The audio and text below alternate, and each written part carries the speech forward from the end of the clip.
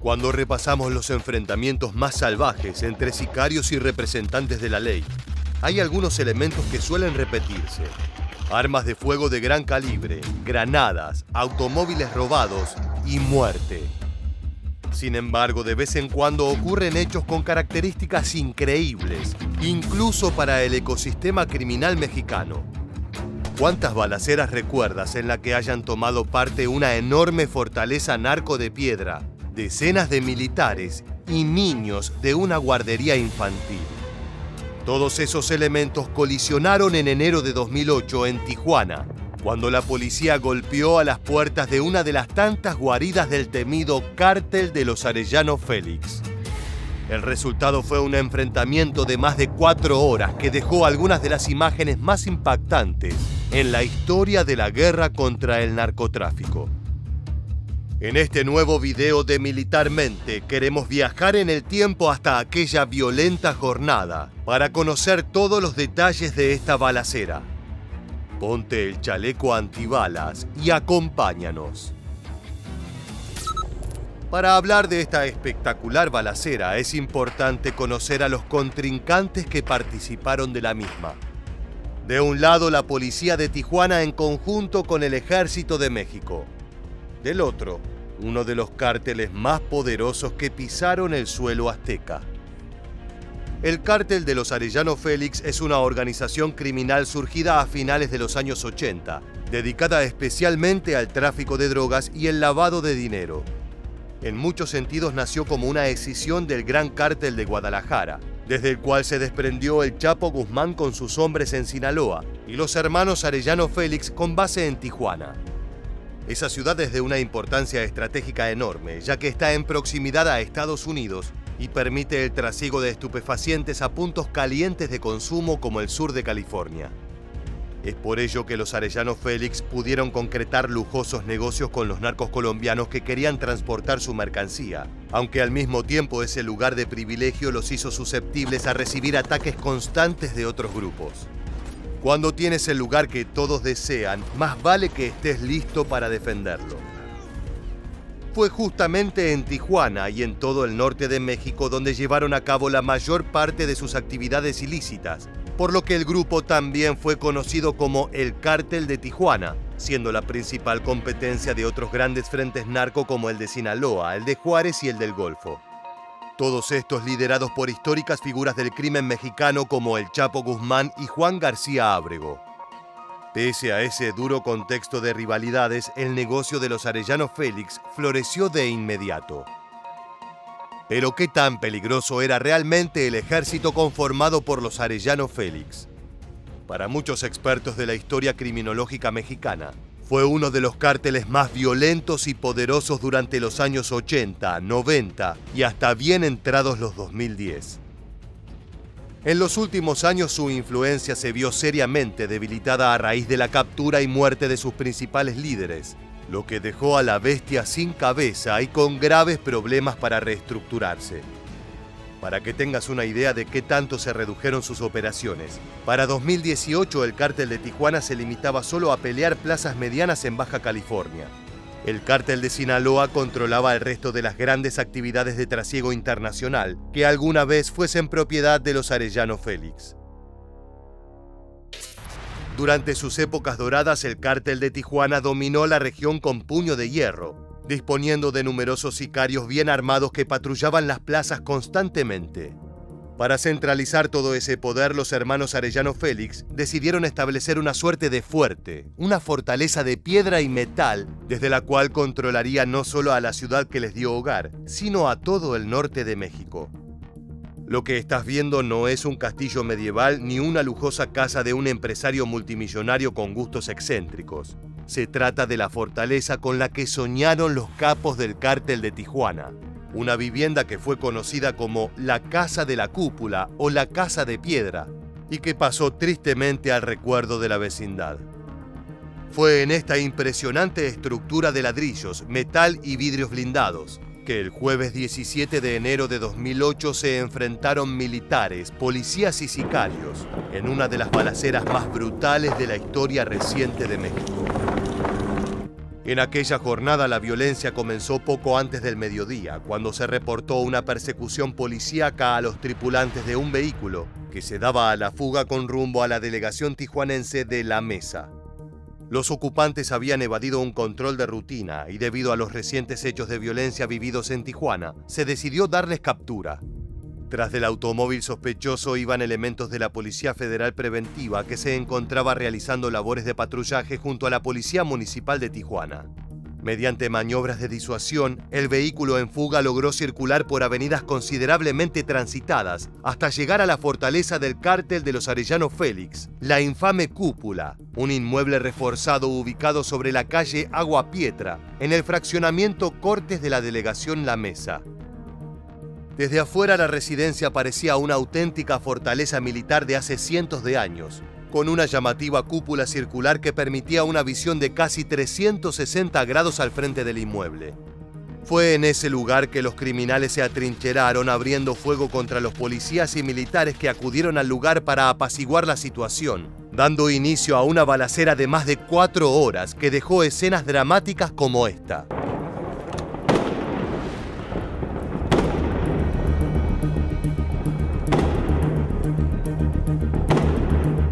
Una unidad tipo pick-up de la Policía Federal Preventiva quedó justo frente al inmueble.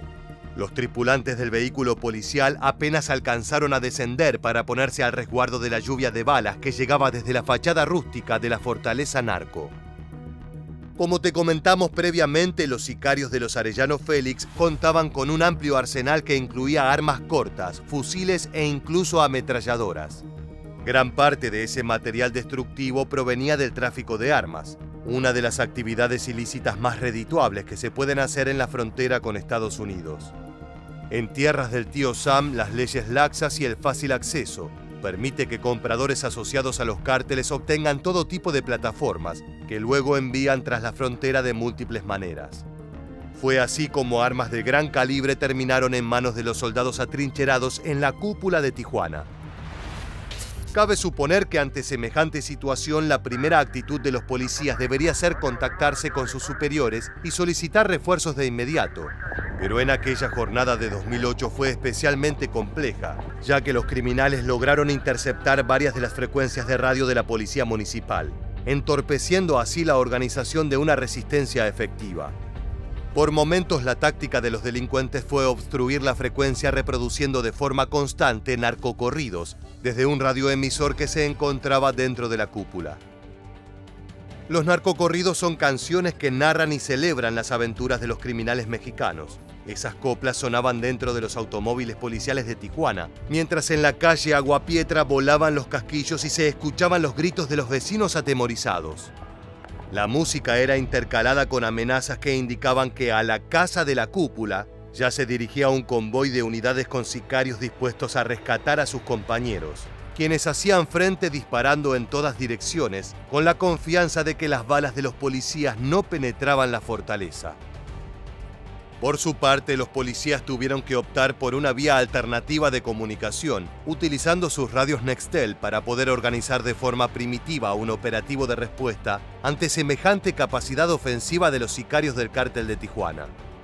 Lo realmente increíble es que en esta escena de acción aún faltaba un condimento de peligro más, uno que parece salido de las mejores películas de Hollywood. A pocos metros de la infame cúpula narco funcionaba una guardería y escuela que alojaba a decenas de niños de diversas edades.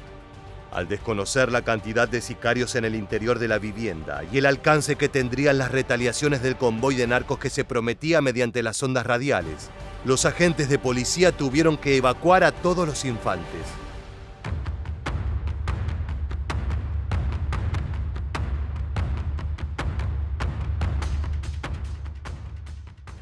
Los hombres avanzaban pegados a las paredes para tener mejor resguardo de las balas que continuaron impactando a vehículos y viviendas cercanas a la fortaleza narco. En los videos del operativo, la fila de niños siendo evacuados parece interminable.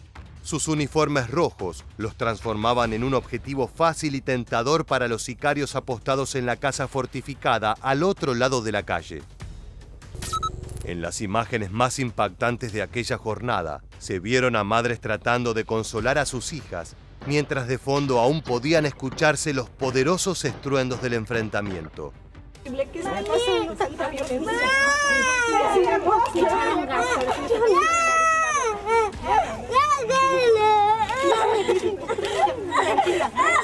No pasa nada. La evacuación de la guardería fue uno de los momentos más tensos de toda la operación.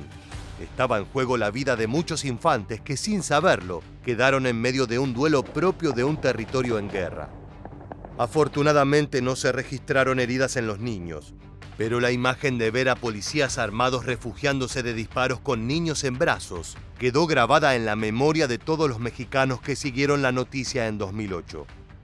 Así describe su experiencia esta niña que acababa de ser evacuada de la zona de violencia. ¿Qué fue lo que escuchaste tú? Balazos.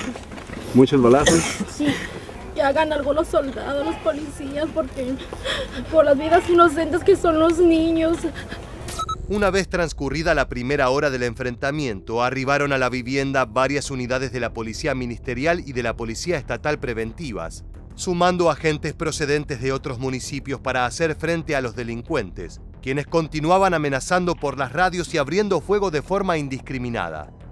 En una de las tantas amenazas, se instó a los jefes policiales a abrir camino para que los sicarios pudiesen huir. De lo contrario, las familias de todos serían blancos de la venganza del cártel de Tijuana. Mientras tanto, soldados del ejército mexicano, equipados con granadas y fusiles de alto poder, buscaban la vía más directa para ingresar a la zona del enfrentamiento. El problema es que también debían contener a los vecinos que buscaban tener noticias sobre sus familiares y sus propiedades.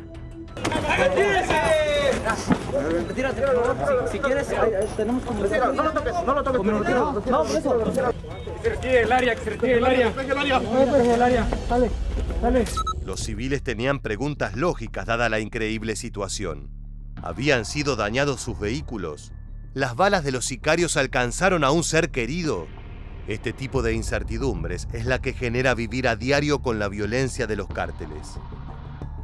Los tiros siguieron sonando en Tijuana por más de 4 horas, pero la intervención de operadores del ejército fue crucial para poner punto final a la violencia. El equipo militar ingresó a la cúpula lanzando bombas lacrimógenas, sometiendo rápidamente a los sicarios. Los detenidos fueron identificados como Ramón Gómez Osuna, el Munra, de 39 años de edad, y Carlos Alberto Espinosa Vega, de 41 años, señalados como integrantes del cártel Arellano Félix, a quienes se les habría encontrado en poder de armas largas y cartuchos suficientes para sostener varias horas de enfrentamiento con las corporaciones policíacas. Entre el arsenal incautado se encontraban 3 chalecos antibala, 8 armas AK-47, 3 fusiles tipo AR-15 de origen estadounidense y más de 30 cargadores completos. Sin embargo, ese no fue el final del horror. Aún faltaba dar con una imagen grotesca que esperaba en el interior de la fortaleza narco. Una vez detenidos los sicarios, los soldados y policías avanzaron a través del inmueble tratando de escapar al potente olor a pólvora. El piso estaba repleto de casquillos y de cristales rotos que de a momentos se mezclaban con pequeños charcos de sangre. En la parte superior del edificio encontraron un espacio de unos 3 metros de diámetro con ventanas y aberturas que daban directamente a la calle. Era una habitación con gruesos muros reforzados con metal y madera, por lo que le permitía a los sicarios abrir fuego desde una posición favorable, teniendo una visión casi total de la calle. Fue durante esa inspección que las fuerzas policiales dieron con una habitación de 5 metros por 7. Allí se encontraba una alfombra gris empapada de sangre proveniente de 6 cuerpos con los ojos vendados, amordazados y con un tiro de gracia en la cabeza. No estaban muertos hacía demasiado tiempo. Se hizo evidente que habían sido ejecutados pocos minutos antes de que el Ejército de México lograse ingresar a la vivienda. La sangre aún estaba tibia y las moscas todavía no habían hecho su trabajo sobre la carne sin vida. En la misma habitación del horror se encontraron elementos como vendas, cinta, telas y cuerda, objetos utilizados para maniatar a personas secuestradas por los sicarios del cártel. También se encontraron cuchillos, palos y guantes descartables. Creemos que no hace falta aclarar cuál podría ser la utilidad de esos elementos. Más tarde se supo que la cúpula era utilizada también como guarida para ocultar a gente secuestrada, ya sean rivales criminales o civiles por los que se esperaba pedir una suculenta recompensa. Los implicados en el enfrentamiento fueron sentenciados a la insólita condena de 183 años en prisión, por lo que difícilmente podamos verlos en las calles causando estragos nuevamente. Durante años la Casa de la Cúpula llegó a convertirse en un lugar que atraía la atención de tijuanenses y visitantes, luego de que las imágenes del enfrentamiento dieron la vuelta al mundo. Incluso los primeros años después de los hechos, el inmueble permaneció bajo resguardo policíaco, tiempo durante el cual fue foco de investigaciones y de todo tipo de especulaciones sobre las actividades que se llevaron a cabo dentro de sus paredes.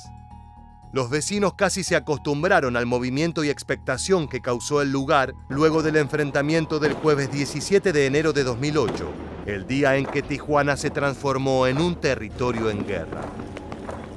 Mucho ha cambiado en los 15 años que pasaron desde la balacera. La escala de poderes del mundo criminal se modificó brutalmente, siendo hoy organizaciones como los Chapitos de Sinaloa y el Cártel Jalisco Nueva Generación los grupos más violentos y poderosos. Aún así, las calles todavía recuerdan el poder y la violencia de las que era capaz el Cártel de Tijuana de los hermanos Arellano Félix.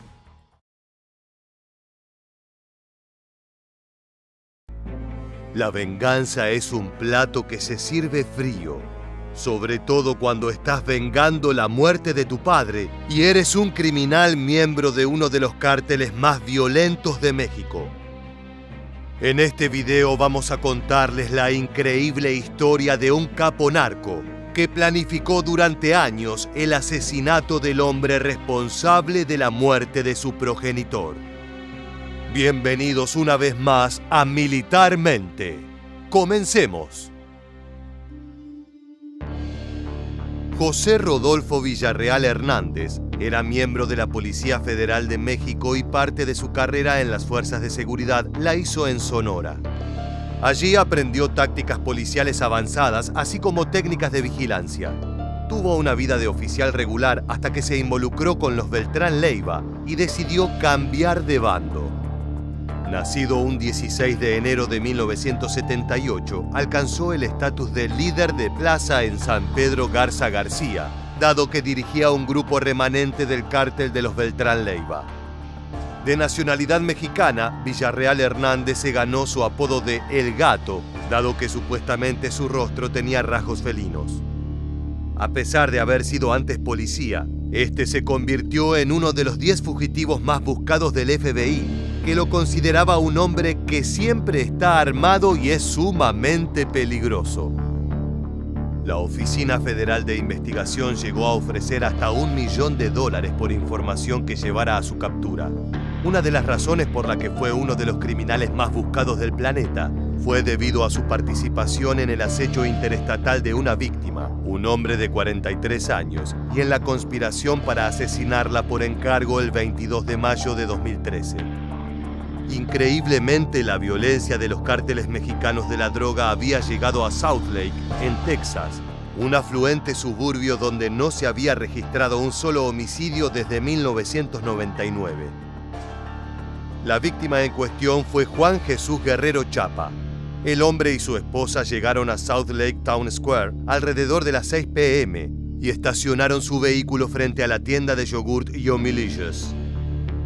Ellos pensaban que estaban completamente a salvo, pero por medio de un dispositivo de rastreo GPS adherido debajo de su Range Rover 2012, habían estado siguiendo sus movimientos desde hacía varias semanas. El matrimonio entró a la tienda de yogures y se sentaron en una mesa afuera. Caminaron por los alrededores y ella compró unos zapatos en Nine West. Dos hombres pasaron cerca de ellos a bordo de un automóvil rentado y escogieron cuidadosamente un lugar para estacionarse frente a un pequeño estanque. Era importante tener una vista despejada del Range Rover y de su presa. La pareja regresó a su vehículo cuando ya eran las 6:47 p.m. del 22 de mayo de 2013. En el momento que Guerrero Chapa se sentó en el asiento del conductor, una Toyota Sequoia se detuvo intempestivamente detrás de la Range Rover. Un hombre descendió del vehículo vistiendo una sudadera con capucha y una bufanda o pañuelo sobre su boca y nariz. Miró a su víctima, que no pudo reaccionar de la sorpresa y el miedo. El sicario descargó varios disparos certeros y asesinos contra el blanco a través de la ventana cerrada de la camioneta con una pistola 9 milímetros. Guerrero Chapa murió en el instante. Las imágenes registradas luego del homicidio son verdaderamente impactantes. Tenemos una camioneta blanca que se dirige rumbo al oeste. Continúa en esa dirección.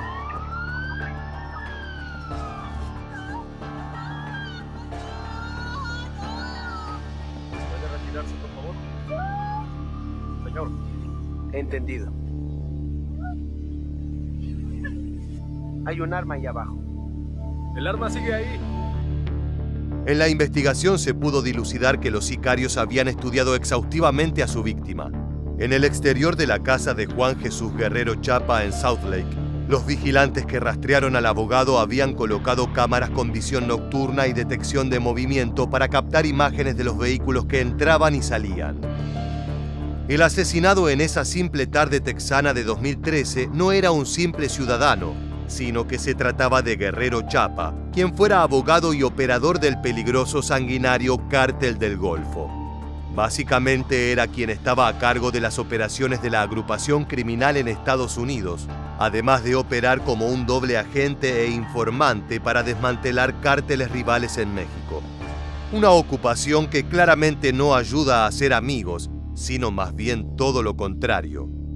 Según los informes, el abogado Guerrero Chapa defendió durante varios años a reconocidos integrantes del Cártel del Golfo, incluyendo a su ex líder, Osiel Cárdenas Guillén, quien actualmente cumple una sentencia de 25 años en una prisión federal de Estados Unidos. Como vamos a ver a continuación en este breve informe, este abogado tenía sus propios negocios y ocupaciones ilegales. Chapa knew all the players in the Gulf Cartel, and since he was a lawyer, he knew even more. Because of his connections and education, he was able to traffic drugs himself and offer legal defense to the people that traffic drugs. After Osiel was captured, Chapa became an informant, and because of his inside knowledge, he knew which traffickers had real money. He ended up telling investigators who were the valuable and rich traffickers. Las autoridades estadounidenses sostienen la teoría de que había un rencor personal entre víctima y victimario, dado que en el atentado el Gato ordenó la persecución de la víctima y la sostuvo 2 años hasta dar con el objetivo. Según informes de autoridades internacionales, el Gato culpaba a Guerrero Chapa por el asesinato de su padre ocurrido en 2011, en un hecho que vamos a ver con mayor profundidad más adelante en el video. Desde entonces planeó su venganza y contrató a 2 hombres para que dieran con él y lo ejecutaran en plena vía pública y enfrente de su esposa. El 20 de junio de 2018 se emitió una orden judicial federal para arrestarlo de conformidad con estos cargos, informaron el 13 de octubre las autoridades estadounidenses. Como parte de la dependencia de seguridad en sus tiempos como agente, Villarreal Hernández desarrolló una red de contactos con fuerzas del orden para hacerse de protección. Eso en sumatoria con los recursos que le ofrecía ser uno de los niños mimados de la organización de los Beltrán Leiva, lo hacía un hombre casi imposible de atrapar. Previamente, el 23 de mayo de 2018, la Agencia de Investigación Criminal reportó la detención de su hermano, Ramón Villarreal Hernández, el Mon, acusado de su participación en el mismo asesinato y por los mismos motivos que pesaban sobre su hermano. Sin embargo, los autores materiales del caso fueron apresados en marzo de 2016 y fuentes oficiales constataron que se trataba de matones profesionales. Se encontró documentación que mostraba que Villarreal Hernández tendría nexos con Los Rudos, un grupo de sicarios que operaba en San Pedro, relacionados con el secuestro y asesinato de cientos de personas en el área a modo de negocio, y 3 de ellos habrían sido reclutados por el Gato. Los 3 mexicanos fueron detenidos en el estado de Texas. Dos de los hombres, Jesús Gerardo Ledesma Cepeda, de 59 años, y su hijo, Jesús Gerardo Ledesma Campano, de 32, mostraron un patrón de seguimiento de eventuales víctimas similar a la forma en que, de acuerdo con las autoridades, rastrearon a Guerrero Chapa antes de acribillarlo. Un tercer sospechoso en el asesinato, José Luis Cepeda Cortés, de 58 años y primo de Ledesma Cepeda, fue despedido de su trabajo en la desaparecida compañía Southwestern Bell, después de intervenir los teléfonos de su exmujer y su novio, amenazándolos con matarlos, de acuerdo con los documentos presentados ante la corte. Estos asesinos estaban vinculados a la desaparición u homicidio de 9 personas, de acuerdo con documentos presentados por las autoridades esta semana ante una corte federal. A pesar de haber estado casi 10 años prófugo de la justicia, el domingo 8 de enero de 2023 se reportó la captura de José Rodolfo Villarreal Hernández, detenido el sábado 7 de enero por agentes de investigación de la Fiscalía General de la República en la Ciudad de México. El presunto narcotraficante no solo era perseguido por autoridades mexicanas, ya que el FBI aportó inteligencia e infraestructura para tachar de una vez y para siempre a El Gato de la lista de los 10 criminales más buscados. Que un asesino esté libre y escapando de las narices de la justicia por una década solo se explica por el poder que tienen los cárteles narco en Estados Unidos, pero sobre todo en México. No obstante, aún así, el momento de Villarreal Hernández había llegado.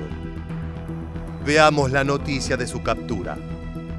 José Rodolfo Villarreal, alias El Gato, líder de una facción del cártel de los Beltrán Leiva, que fue detenido, como le comentaba, en una operación quirúrgica, resultado de trabajo de inteligencia de por lo menos 5 años de la Secretaría de Marina.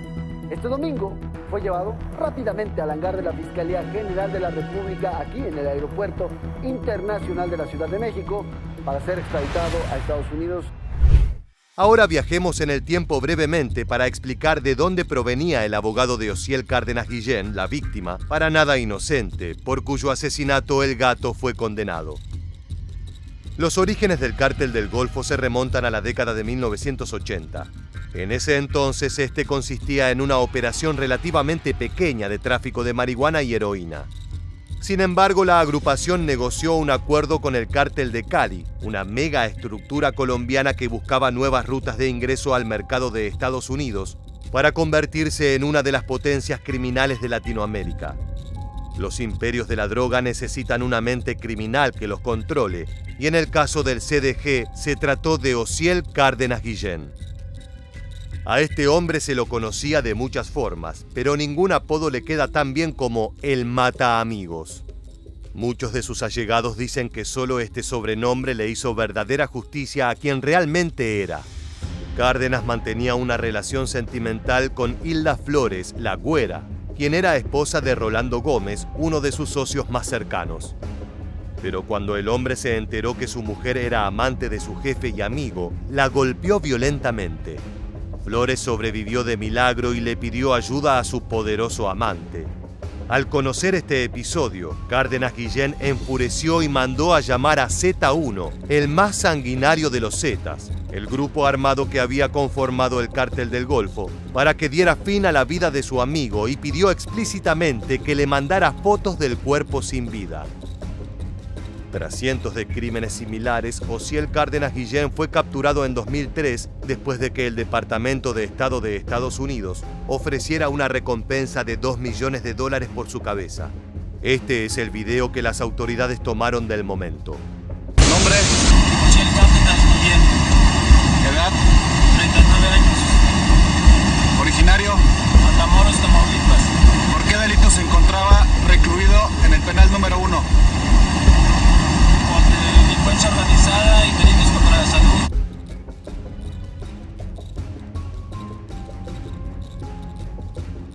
Cárdenas Guillén fue sentenciado a 25 años de cárcel por narcotráfico, lavado de dinero y amenazas a un oficial federal estadounidense. Aún así, el FBI adelantó la fecha de su liberación, la cual será el 30 de agosto de 2024, 4 años antes del tiempo establecido en su sentencia original. Todo gracias a gestiones de su habilidoso y turbio abogado, el malaventurado Juan Jesús Guerrero Chapa. El Distrito Sur de Texas del Departamento de Justicia, que procesó su caso, no informó abiertamente las razones por las cuales le redujeron la condena. Según se supo en investigaciones posteriores, el abogado personal y emisario del antiguo jefe del CDG vivía una peligrosa doble vida, siendo además un informante del gobierno de Estados Unidos. Como parte de un acuerdo que Cárdenas Guillén había negociado con los fiscales, Guerrero Chapa había transferido $50 millones en activos al gobierno estadounidense. El dinero en efectivo, helicópteros y otros artículos provenían del Cártel del Golfo y del que fuera su brazo paramilitar, los Zetas. Dicho pacto, aunado a su trabajo como informante, era suficiente para hacerse de muchos enemigos, entre ellos los Zetas y el Cártel de los Beltrán Leiva, o más específicamente uno de sus líderes, el Gato Villarreal Hernández. La agrupación criminal liderada por los hermanos Beltrán Leiva fue una organización narcotraficante mexicana que trabajó con el Cártel de Sinaloa hasta 2008, cuando se separaron y se desató una sangrienta batalla entre los dos grupos. La organización Beltrán Leiva, uno de los grupos criminales más poderosos de México, se vio gravemente debilitada por numerosos arrestos y muertes, aunque ha logrado mantener su presencia en algunas zonas gracias a sus alianzas con grupos locales y con organizaciones más grandes como los Zetas. Veamos aquí un mapa de la expansión territorial del cártel. Beltrán Leiva, más conocido como el H, también operaba una amplia red de corrupción y lavado de dinero en Chiapas, Querétaro, Quintana Roo, Nayarit, Sonora, Sinaloa, Tamaulipas, Estado de México y el DF. Este cártel experimentó un vacío de poder en su liderazgo debido al arresto de Héctor Beltrán Leiva, alias El H, en 2014. Sería en ese momento que el Gato se haría con una de las facciones de la organización y se convertiría en líder. Sin embargo, sería el rencor personal lo que motivaría explícitamente la muerte del ilegítimo abogado, y no una pelea de clanes narco. La historia comienza alrededor del año 2000 en el rancho de Guerrero Chapa, en Guanajuato. Después de que Cárdenas Guillén amenazara a unos agentes estadounidenses a punta de pistola en Matamoros, se fugó y se escondió en el rancho de su abogado, según consta en el expediente de la investigación. Un policía de bajo nivel conocido como Madrina se enteró de que Cárdenas Guillén estaba ahí. El oficial le dijo a Guerrero Chapa que mantendría silencio con respecto al paradero del capo narco si le pagaban. Cuando Guerrero Chapa le comentó a Cárdenas Guillén del intento de extorsión, su jefe dijo que se haría cargo del asunto. Después de ese momento nunca más se volvió a saber de este oficial Madrina, pero sí de su hijo, que no era otro que Rodolfo Villarreal Hernández, quien empezó a cocinar su venganza desde el preciso momento en que se enteró de la muerte de su padre. El Gato, como ex agente de policía de San Pedro Garza García y en ese momento miembro del alto rango del cártel de los Beltrán Leiva, sabía que si no quería terminar en prisión iba a tener que actuar con cautela. Por eso contrató en 2011 a los sicarios de Los Rudos para rastrear y asesinar a Guerrero Chapa. Los rumores dicen que el Gato disfrutaba de los reportes periódicos de los asesinos a sueldo que había contratado, saboreando la dulce venganza que había planificado contra el responsable de la muerte de su padre. Si bien el narco conseguiría su vendetta, eventualmente tuvo que pagar el precio con su captura.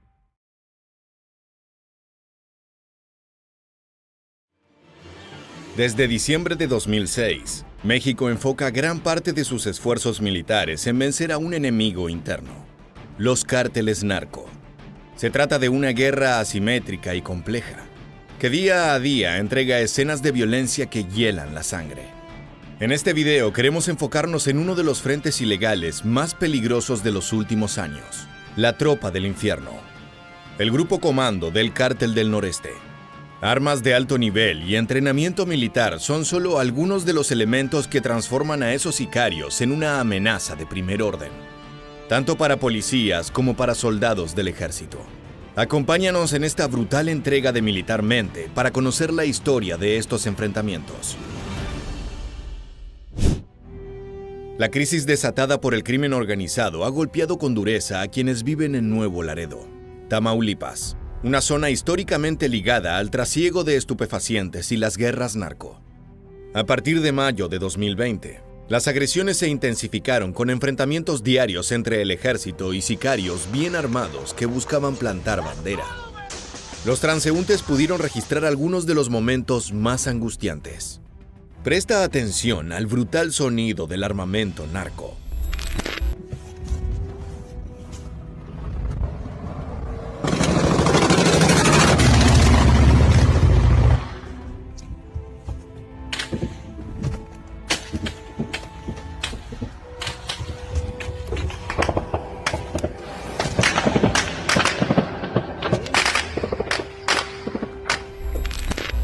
La situación fue en constante crecimiento, con robos a gasolineras y el traslado masivo tanto de criminales como de uniformados para pacificar la región.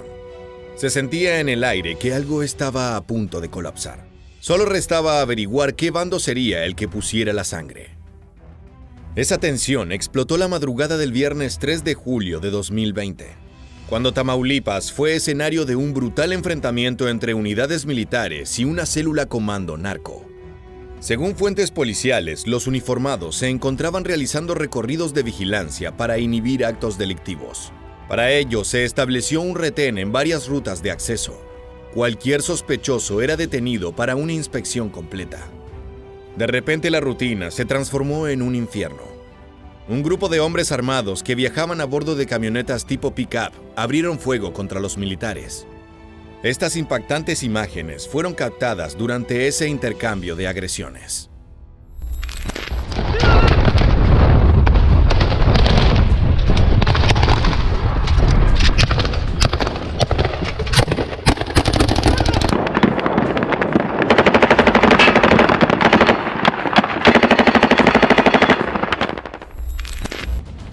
Resulta increíble ver este material en primera persona, plantado en las botas de los operadores militares. Los agresores estaban vestidos con ropa camuflada semejante a la que emplean las Fuerzas Armadas. La única diferencia es que en sus brazos portaban los parches identificatorios con las siglas CDN, es decir, Cártel del Noreste. No se trataba de simples gatilleros o de matones armados. Los uniformados se enfrentaron a uno de los grupos mejor entrenados y equipados del mundo criminal, la infame Tropa del Infierno. Los hechos se registraron a la altura de la colonia Fresnos de la ciudad fronteriza con Estados Unidos, donde fueron sorprendidos por los presuntos sicarios. La emboscada del Comando Infernal era para el convoy del 16º Regimiento de Caballería Motorizada. Sin embargo, su plan fue totalmente fallido. El resultado final fue contundente: 12 criminales muertos. La cifra redondea esta balacera como uno de los golpes más duros sufridos por las tropas infernales. El enfrentamiento duró pocos minutos, pero parecieron horas. Sobre todo para los vecinos de Tamaulipas, que tuvieron que esconderse para no caer como víctimas circunstanciales del caos. Al cabo de unos días se difundieron fragmentos del momento en que militares persiguen el convoy de sicarios. Las imágenes parecen tomadas de una película de acción.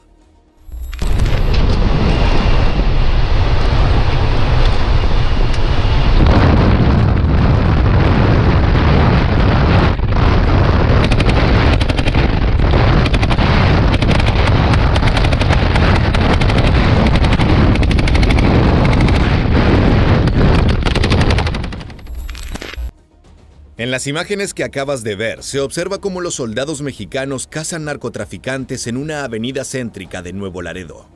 Los uniformados abren fuego con una ametralladora M240, una pieza poderosísima, capaz de disparar casi 950 rondas por minuto.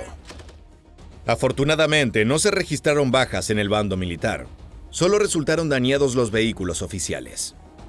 Ten en cuenta que los sicarios de la Tropa del Infierno contaban con rifles calibre .50 tipo M82, uno de los armamentos antimaterial predilectos y más poderosos del planeta. Un cartucho de esas bestias es capaz de penetrar el chasis de un automóvil blindado con facilidad. Pese a contar con un arsenal de semejante envergadura, no lograron vencer a los oficiales.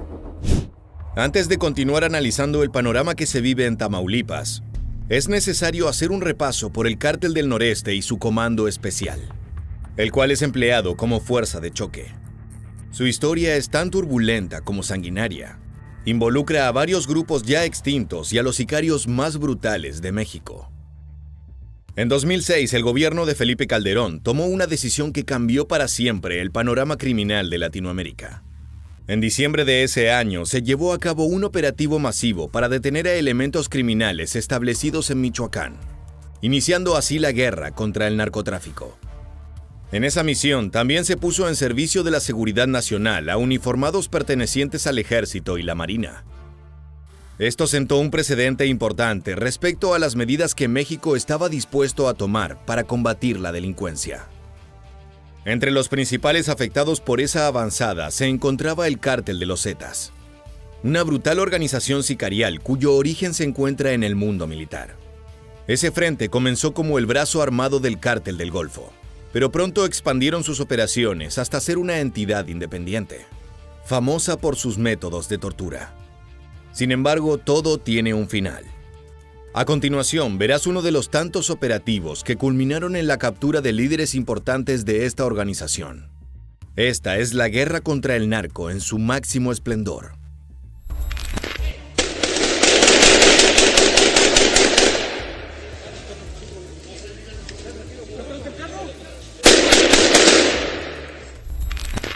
Cuando los Zetas cayeron por su propio peso, surgieron nuevas facciones herederas de dicha agrupación. La más peligrosa de ellas es el Cártel del Noreste, liderada por Juan Francisco Treviño Morales. Este frente tiene como epicentro de sus operaciones la ciudad de Nuevo Laredo, pero también plantó bandera en los estados de Tamaulipas, Nuevo León, Coahuila, Zacatecas, Morelos, Veracruz y Guerrero. Al mismo tiempo, se sospecha que sus redes criminales se extienden más allá del territorio mexicano, teniendo presencia en Venezuela, Bolivia, Guatemala, Honduras e incluso Estados Unidos. Además, la estructura de esta organización cambió completamente el esquema de los cárteles mexicanos, al eliminar el concepto de jefe de plaza y centrar su liderazgo en una única figura. A esto se le sumó la incorporación de diversos puestos como los halcones, punteros o células. Básicamente se trata de vigilantes encargados de espiar las actividades de la policía o de otros cárteles, ocupando el nivel más bajo de toda la organización. Por otro lado, el CDN innovó en la incorporación de los estacas, integrantes que operan en la ciudad día y noche en convoys de 2 camionetas o más. En pocas palabras, patrullan el territorio conquistado para prevenir infiltraciones de la competencia. Pero faltaba un paso más. Siguiendo las enseñanzas de los Zetas, Treviño Morales organizó un brazo armado, pensado como grupo comando, la Tropa del Infierno, el mismo grupo que llevó a cabo aquella emboscada fallida, la cual terminó con la muerte de una docena de sicarios. Esta unidad recibe los mejores armamentos, en particular fusiles de asalto, ametralladoras, subfusiles y pistolas norteamericanas, así como también chalecos antibalas y vehículos blindados. Tanta preparación tiene un objetivo claro. La tropa es una fuerza de choque y es la encargada de los ataques más peligrosos, muchos de ellos realizados contra fuerzas militares en la zona de Tamaulipas. Al mismo tiempo, estos comandos guerrean por las plazas con sicarios del Cártel del Golfo, Sinaloa y con otras escisiones de los Zetas, en particular el grupo Vieja Escuela. En estas imágenes se puede ver una tropa del noreste patrullando las calles a plena luz del día, cazando rivales y autoridades por igual.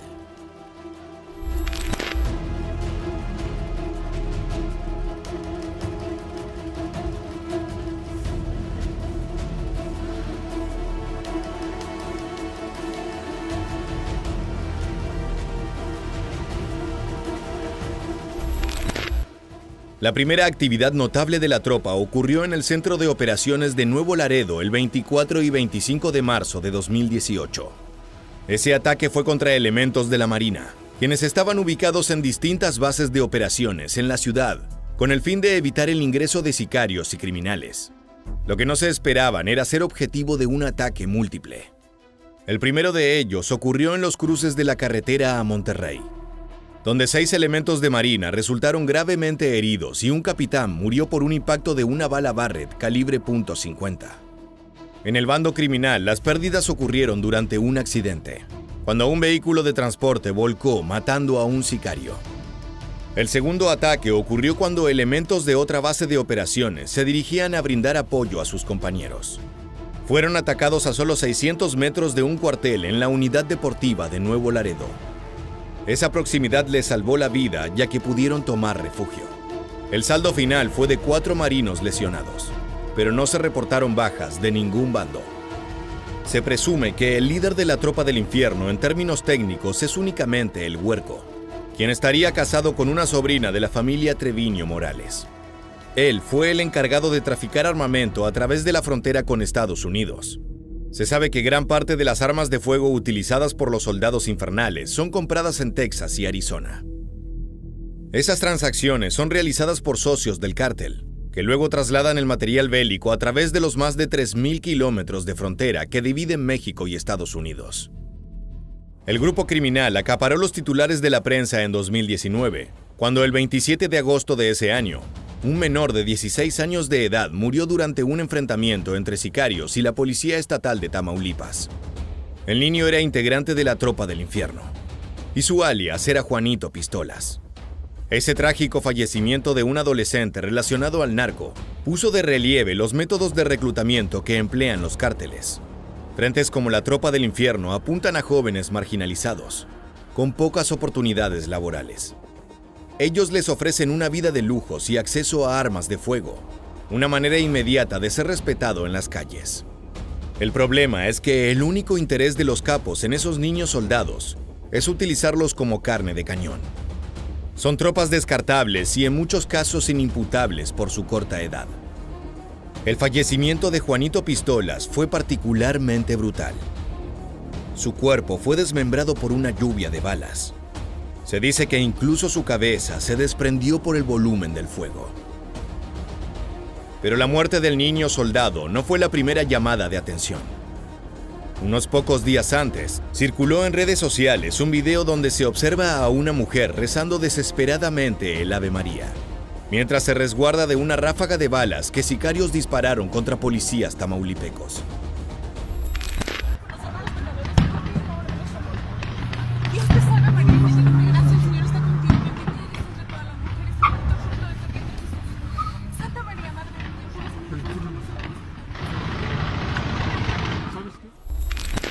En esa jornada se llevó a cabo una emboscada. La Tropa del Infierno atacó a elementos policiales que encabezaban un retén de revisión en la carretera que va de Nuevo Laredo a Piedras. El sufrimiento de esa mujer que pide a los cielos por seguridad es también el de cientos de miles de civiles que se encuentran atrapados entre el fuego cruzado de criminales y uniformados. De los casi 300,000 fallecimientos registrados desde el inicio de la guerra contra el narco, un gran porcentaje de ellos fueron vecinos, gente común y corriente que estaba en el lugar equivocado, en el momento equivocado. La respuesta criminal fue respondida con violencia policial. Muchos mexicanos aún recuerdan la ejecución extrajudicial de 8 sicarios de la Tropa del Infierno, ocurrida el 5 de septiembre de 2019. En aquel entonces, la Secretaría de Seguridad Pública de Tamaulipas informó sobre un exitoso operativo de contención realizado en Nuevo Laredo. Durante una confusa balacera, se abatió a 3 mujeres y 5 hombres que integraban ese grupo criminal. Además, se aseguraron varias armas y una camioneta que contaba con blindaje artesanal.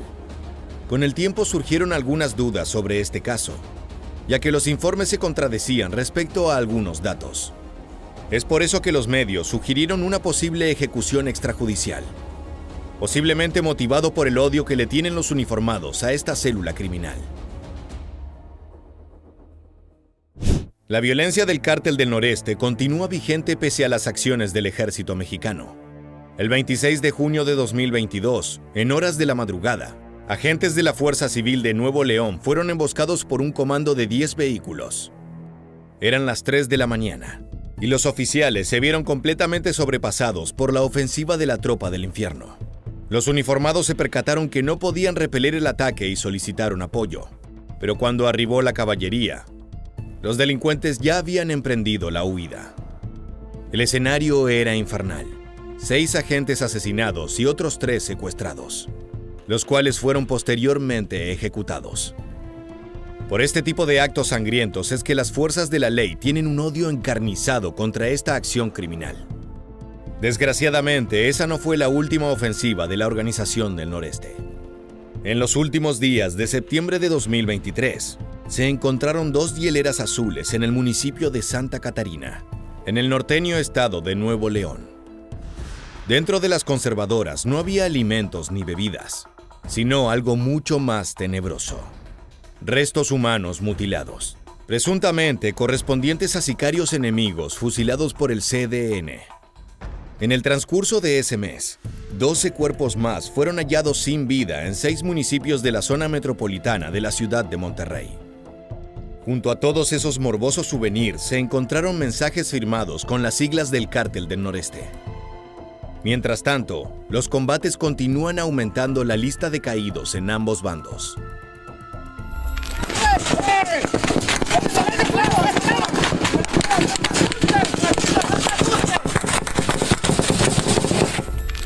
En medio del caos provocado por esos hallazgos de cuerpos, el secretario de Seguridad Pública del Estado, Gerardo Palacios, explicó a medios de comunicación que se trataba de una ola de violencia causada por una purga dentro de los grupos criminales que plantaron bandera en Tamaulipas. Todo indica que hubo deslealtades, y en el mundo del narcotráfico eso se paga con sangre. Según Palacios, el Cártel del Noreste se habría percatado de la presencia de posibles infiltrados que compartían información a grupos rivales como el Cártel de Sinaloa y los Rodos. Estos últimos identificados como una banda independiente que recibe apoyo de Ismael El Mayo Zambada, principal referente sinaloense. De acuerdo con las autoridades, el interés de esta organización delictiva en Monterrey es porque, al igual que Guadalajara y Ciudad de México, esa urbe es una de las de mayor consumo de drogas del planeta. No se trata de regiones productoras, pero sí son de gran compra. De ahí que se disputen su control varios bandos desde hace años. Para las fuerzas de la ley, otro de los factores que ha incrementado la actividad del Cártel del Noreste es que Monterrey pertenece al llamado Corredor del Golfo. México tiene 4 rutas de trasiego de drogas: la del Pacífico, la del Centro, la Ruta del Golfo y la del Caribe. Todas ellas tienen sus características particulares y son de gran interés para cualquier grupo criminal. La guerra contra el narco es un fenómeno complejo y dramático que se cobra miles de vidas cada año. Día a día se reportan derrotas dolorosas o victorias importantes, como la que te describimos al inicio del video. Pero la sangre no termina de inclinar la balanza para el lado de la justicia. El gran problema es que estos eventos brutales parecen no alterar el estado actual de las cosas. Los cárteles de la droga dominan todo el territorio con puño de acero, con grupos comando tan bien preparados y armados como la Tropa del Infierno. Los desafíos emprendidos en 2006 se ven cada vez más complicados de cumplir. Desde este canal esperamos que el futuro le depare paz a las calles mexicanas. Así llegamos al final de este video. Si te gusta este contenido, te invitamos a suscribirte y activar las notificaciones. De esta manera estarás al tanto de todas nuestras novedades. Sin más, nos despedimos hasta la próxima entrega de Militarmente. Gracias por acompañarnos.